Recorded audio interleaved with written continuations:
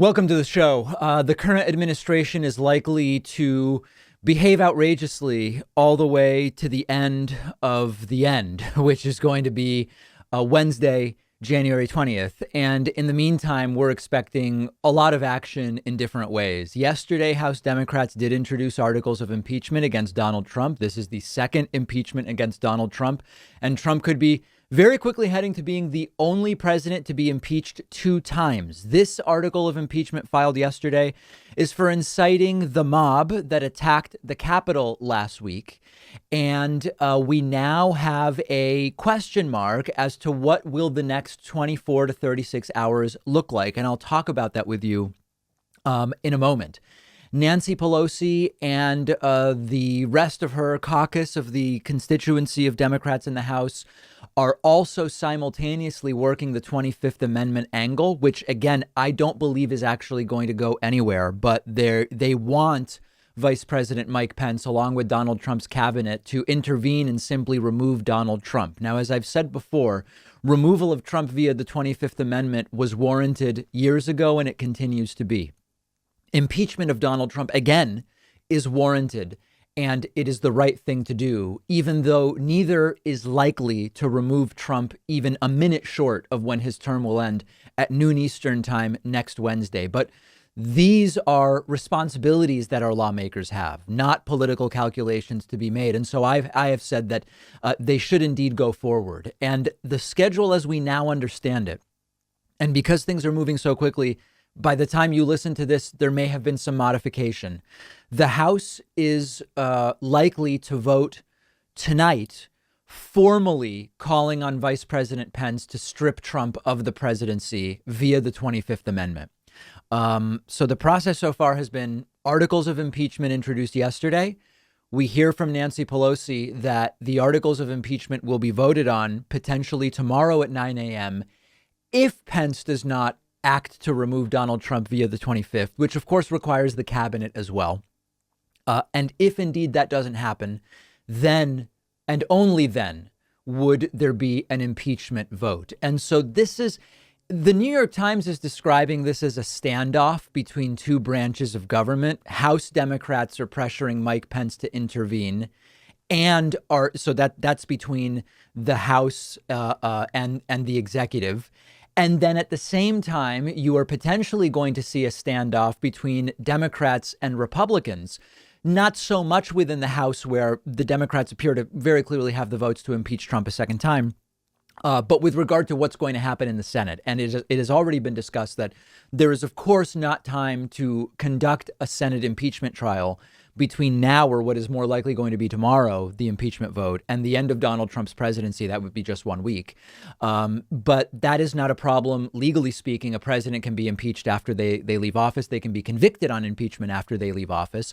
But if you start that in 2 weeks or in 3 weeks, what do you do to the first 100 days of Joe Biden when we are desperately needing to accelerate vaccine distribution? We are in the middle of a disastrous handling of a global 100-year pandemic, and Joe Biden presumably plans to do quite a bit in his first 100 days. So the idea has already been floated of you vote to impeach during Trump's term, and then you hold those articles of impeachment, delaying the Senate trial for a period of several months. We just don't know at this point what's going to happen. Now, at the same time, you might recall that Donald Trump and Mike Pence hadn't met since the riotous insurrection on Wednesday, and reportedly hadn't even spoken. We've now learned, thanks to New York Times reporting, that Trump met with Pence yesterday for the first time since he publicly denounced Mike Pence on Twitter as the riotous insurrection was happening. Trump taking to Twitter and saying Pence didn't do it. He just didn't do the right thing. And the meeting was reportedly more than an hour long. And there are varying reports from what happened, but it's being described as a fraught peace summit where the conversation is described as good, but it's unclear whether Pence said, listen, the pressure for me to use the 25th is growing, and you should do this, that, or the other thing to prevent me from having to do it. Although every indication we've received so far is that it is very unlikely that Mike Pence is going to act in that way. So for me, the real issue here is not one of political calculation, and it is not one of legacy for people like Pence or other Republicans. I've already said all of these Republicans that in the last 14 days, 16 days of Trump's presidency have come out and said this is impeachable, or he should resign, or he should be removed, or this is now over the line. These are not people who deserve really any praise from us for what they are doing. It doesn't take courage when Trump is at his weakest, and when much of the Republican Party, but certainly much of the country, has turned against him and he's leaving anyway. It doesn't take courage at that point to come out and say, yeah, he should go. It would have taken courage, maybe, to do it before, when they actually would have been at electoral risk. I'm talking about Republican senators and members of Congress and others.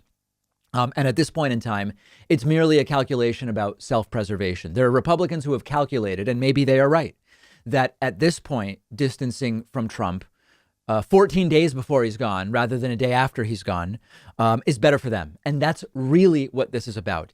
Even people like Lindsey Graham, we talked about, Lindsey Graham on January 6th, or I guess it was really January 7th, very early January 7th in the morning. He gave this speech saying Biden's the president and we must, and we can't hold this up. And some people said, wow, that was a great speech by Lindsey Graham. Lindsey Graham is one of the slipperiest brown nosers of Trump. And within hours of that, as we covered yesterday, Lindsey Graham was on Fox News begging for mercy for Trump and saying, listen, Trump did the right thing. He lowered the temperature and he made a useful, productive statement saying Joe Biden. Well, he actually didn't say Joe Biden. There will be a transition and I'm committed to it. Even the people that seem to be sort of talking sense are really trying to play both sides. And there are a few exceptions. I mean, listen, Mitt Romney, at least he stopped playing both sides years ago. He met with Trump early during the transition. It looked at the 2016 transition, mind you. It looked like maybe Romney was being considered for Secretary of State, and he went and had frog's legs or turtle soup or whatever with Trump. And then he wasn't considered. And earlier, Romney said what was on his mind. I disagree with Romney in that I think his condemnation should have been much stronger. I disagree with Romney in that Romney's still a religious Republican and I'm not. But at least my belief is Romney was telling us what he really felt for years. Whereas with Lindsey, it's flip-flopping constantly and playing both sides. So impeachment vote tomorrow at 9 a.m., the most likely scenario, and we'll let you know what happens. Regardless of your workout, nutrition, and diet goals, it is crucial to have the right amount of protein in your diet. And if you're supplementing with protein powders, you should be sure you have the powder that is right for you. And that's where our sponsor Gainful comes in. Gainful offers customized protein based on your body type, diet, fitness habits, and goals. Their formulas are optimized for you with simple and effective ingredients, no fillers, gluten, soy, or anything artificial. And Gainful also gives you free, unlimited one-on-one access to your own registered dietitian, which is a great bonus you won't find anywhere else. And my favorite part is that Gainful protein is never repetitive or boring because they will rotate the flavors you choose, like rich chocolate, cookies and cream, chocolate peanut butter, strawberry cream, cafe mocha. I took their quiz and they gave me protein tailored to my specific needs. Everything was quick and easy. I've been loving what they sent me. You'll get $15 off your first month when you go to gainful.com/Pakman. The link is underneath this video.